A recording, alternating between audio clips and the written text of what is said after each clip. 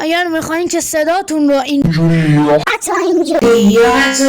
تغییر بدین، اونم با استفاده از موبایل، حتما تا آخرین ویدیو رو تماشا کنید.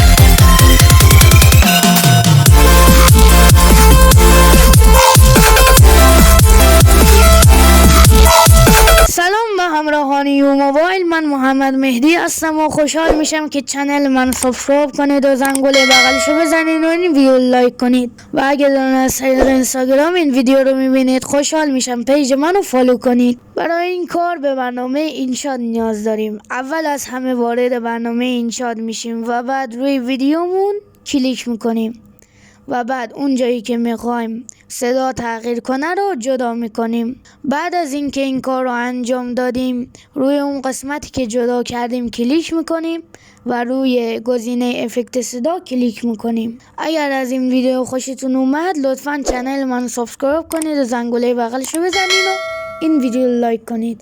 و اگر از طریق اینستاگرام این ویدیو رو میبینید، خوشحال میشم پیج منو فالو کنید. تا ویدیوی بعد، خدا نگهدار.